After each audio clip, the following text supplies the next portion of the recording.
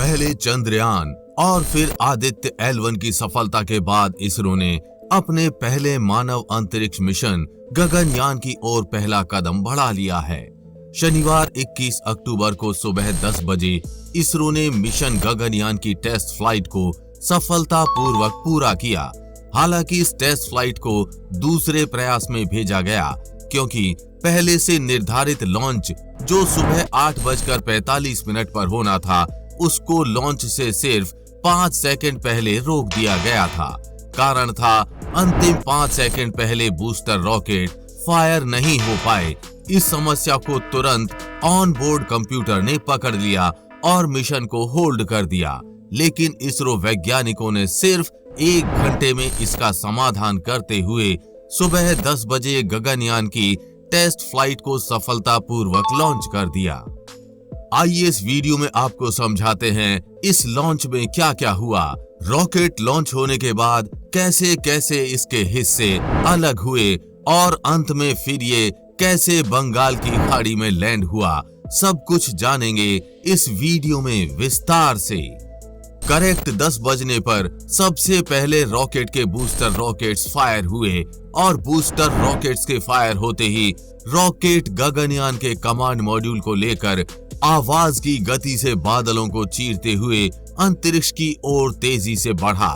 करीब 60 सेकंड बाद rocket 11.9 kilometre की ऊंचाई प्राप्त कर चुका था और जैसे ही रॉकेट ने 11.9 किलोमीटर की ऊंचाई प्राप्त की, इसरो वैज्ञानिकों के द्वारा जानबूझकर रॉकेट में एनोमैली क्रिएट की, यानी समस्या क्रिएट की, जिससे रॉकेट में ब्लास्ट हुआ और जैसे ही रॉकेट ब्लास्ट हुआ, रॉकेट से पहला सेपरेशन हुआ। रॉकेट से बूस्टर रॉकेट अलग हो गया और जैसे ही बूस्टर रॉकेट अलग हुआ, कमांड मॉड्यूल के साथ लगा क्रू एस्केप सिस्टम भी एक्टिवेट हो गया और वो क्रू मॉड्यूल को आग से बचाकर तेजी से 11.9 किलोमीटर से 16.9 किलोमीटर ऊंचाई तक ले गया। इस समय लॉन्च को करीब 90 सेकंड हो चुके थे और जैसे ही यान 16.9 किलोमीटर ऊंचाई पर पहुंचा, दूसरा सेपरेशन हुआ। क्रू मॉड्यूल से क्रू एस्केप सिस्टम भी सेपरेट यानी अलग हो गया। अब क्रू एस्केप सिस्टम का कोई काम नहीं था, इसलिए इसको अलग कर दिया गया। क्रू एस्केप सिस्टम ने अपने कार्य को सफलतापूर्वक अंजाम दिया और जैसे ही crew escape system crew module से अलग हुआ, क्रू मॉड्यूल तेजी से पृथ्वी पर गिरने लगा। गिरते हुए 16.9 किलोमीटर से 16.5 किलोमीटर की ऊंचाई पर आया और जैसे ही 16.5 किलोमीटर की ऊंचाई पर क्रू मॉड्यूल आया, इसकी रफ्तार कम करने के लिए ड्रॉग पैराशूट डिप्लॉयमेंट हुआ, यानी सबसे पहले 2 पायलट पैराशूट खुले। ये प्रक्रिया लॉन्च के 98 सेकंड बाद हुई। उसके बाद क्रू मॉड्यूल धीरे धीरे 16.5 किलोमीटर से 2.4 किलोमीटर की ऊंचाई तक आया और जैसे ही क्रू मॉड्यूल 2.4 किलोमीटर की ऊंचाई पर आया, 2 पायलट पैराशूट्स अलग हो गए और लॉन्च के करीब 296 सेकंड के बाद क्रू मॉड्यूल के 3 मेन पैराशूट्स भी खुले और इनके खुलते ही क्रू मॉड्यूल की स्पीड और भी कम हो गई।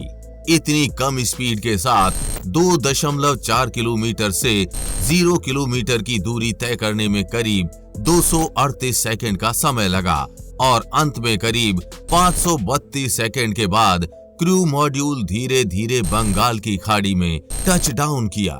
टच डाउन के बाद भारतीय नौसेना के जवानों के द्वारा क्रू मॉड्यूल को रिकवर किया गया और उसके बाद इसरो केंद्र ले जाया गया। इसी के साथ पूरा हुआ गगनयान का test vehicle abort mission TVD-1। इसकी सफलता के बाद भारतीय अंतरिक्ष अनुसंधान संगठन इसरो के अध्यक्ष S सोमनाथ ने कहा, मुझे TVD-1 की सफल उपलब्धि की घोषणा करते हुए बेहद खुशी हो रही है। आपको अंत में बता दें कि क्रू मॉड्यूल बंगाल की खाड़ी में जहां गिरा, उसकी लॉन्च पैड से दूरी 10 किलोमीटर थी, जबकि जहां बूस्टर रॉकेट गिरा उसकी लॉन्च पैड से दूरी 6 किलोमीटर थी और जहां क्रू एस्केप सिस्टम जाकर गिरा उसकी दूरी लॉन्च पैड से 14 किलोमीटर थी। आप इसरो की इस गगनयान TVD-1 टेस्ट फ्लाइट की सफलता से कितने खुश हैं, नीचे कमेंट बॉक्स में लिखकर जरूर बताएं। गगनयान मिशन पर आगे भी ऐसे ही हर छोटी बड़ी अपडेट्स आती रहेंगी, इसलिए अभी चैनल को सब्सक्राइब करके बेल नोटिफिकेशन ऑन जरूर कर लें। हमें पूरी उम्मीद है कि आपको ये जानकारी अच्छी लगी होगी, और जानकारी अच्छी लगी हो तो शेयर के बटन पर क्लिक करके इस अच्छी जानकारी को ज्यादा से ज्यादा लोगों में फैलाएं, जिससे आपके दोस्त और रिश्तेदार भी कुछ अच्छा सीख पाएं। साथ ही आप भी वीडियो को लाइक जरूर करके जाएं। आगे भी ऐसी इंफॉर्मेटिव वीडियोस आती रहेंगी, इसलिए अपडेटेड रहने के लिए चैनल को सब्सक्राइब करके बेल नोटिफिकेशन ऑन जरूर कर लें। जल्द मिलेंगे ऐसी ही इंफॉर्मेटिव वीडियोस के साथ और आपको कुछ अच्छा सिखाएंगे। तब तक के लिए जय हिंद, जय भारत।